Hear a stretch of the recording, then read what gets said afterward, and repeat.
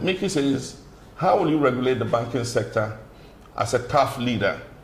The responsibility for regulating the banking sector rests primarily with the central bank. But of course, government is not divorced, from the effects that will happen if that regulation is not carried out well. And that's why I'm saying that as president, I'll take another look at the Bank of Ghana Act, and we will create a special purpose vehicle that has the day-to-day responsibility of regulating that sector in order that what we're seeing today does not happen again. And so that's one of the things that we can do. Ademu says, please, we want Radio Gold and Muntie back on air. I think it's a pity that these two stations have been taken off. The authorities are hiding behind regulation and law, but in the end, it is about free speech and it's about press freedom. I believe that Nana Akufo-Addo, who touts himself as a human rights advocate and an advocate of free expression and free speech, must feel very embarrassed about the closure of these two stations. The bottom line is that these stations are deemed to be anti-government and pro-opposition. And that's the main reason behind their closure. The authorities are hiding behind the law and everything. The duty of regulation, when it has to do with the rights and freedoms of people, is not to vitiate those rights. It is to create a situation where you are able to correct any infractions of the law that have taken place. And so if Radio Gold and XYZ have infracted the law, the duty of the NCA is to assist them to come within the ambit of the law. And so give them a period and tell them that within this period, we want you to come back, on the side of regulation. But to just shut them off, they go to the electronic tribunal, the head of the tribunal has resigned. Government will not, I can tell you, government is not going to appoint a new judge for that tribunal because they don't want the cases to be heard. And so XYZ and Radio Gold have been shut because the president thinks that they are saying things that he does not like. And I believe that it does not help. It does not help our democracy. I was criticized by many journalists and many stations, but the point is, if you want to consolidate our democracy, you must have a big heart to accept criticism. Unfortunately, this president cannot accept criticism. Our press freedom credentials are on the downslide. Journalists don't feel safe. If you attack government, people come after you. I think it's a very, very bad narrative that this government is taking us through. Recently, Professor Kari, my former professor in the University of Medium Foundation for West Africa fame, said that this government's credentials in terms of press freedom are bad. And so I think that the president should wake up and listen and do something about it. There's a leader who digs down to the issues thoroughly, says Senior Said. Thank you very much, Said. I hope you enjoyed the salad.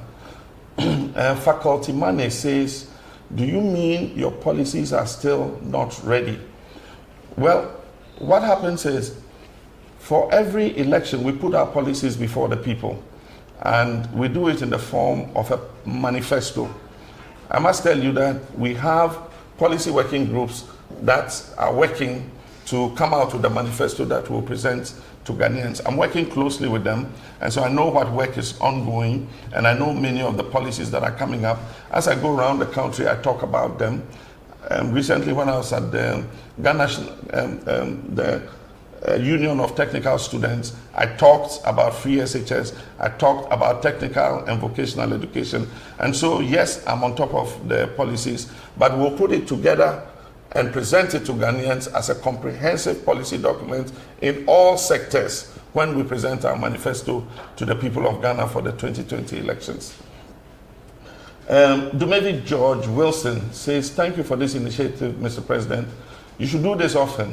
What is your take on the new education curricular reform being worked on by the MPP? Our policy working group on education has flagged this issue because the curriculum is key to the quality of education that our people have. I think that more consultation should take place. Recently, I heard there was a workshop to present the curricula to teachers, and there was a fallout in respect of allowances and all that. But I hope that that is part of the process of consultation so that all of us can have an input. One of the major dissensions I've heard is that teachers who were responsible for social studies say that the social studies subject has been taken out of the curriculum. We need to look at it and see what the issues are.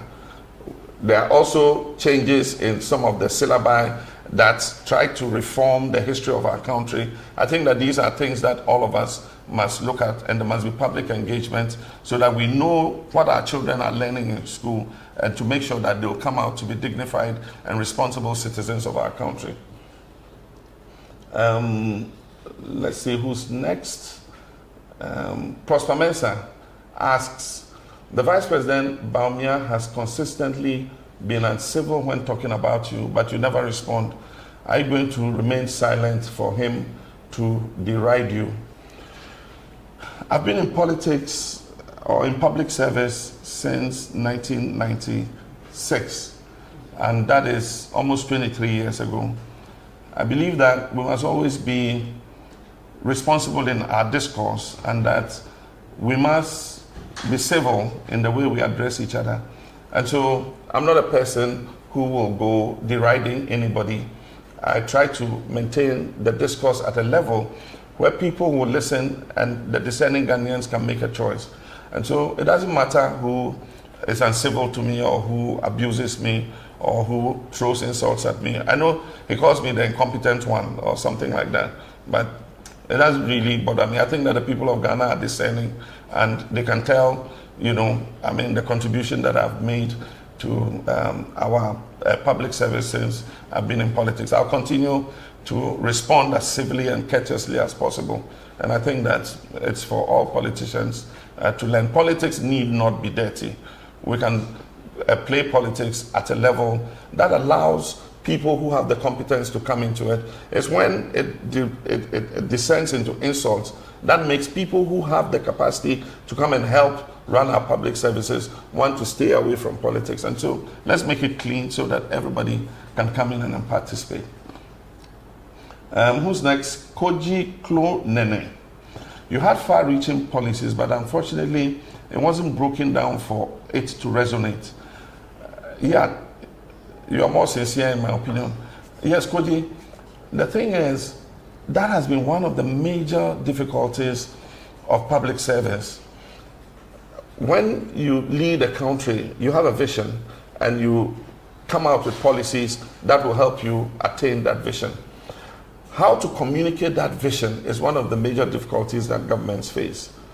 And so it is one of the regrets I have that with the policies that we churned out in education, in the health sector and all that, we did not, you know, sell that to the people in a manner that they could understand.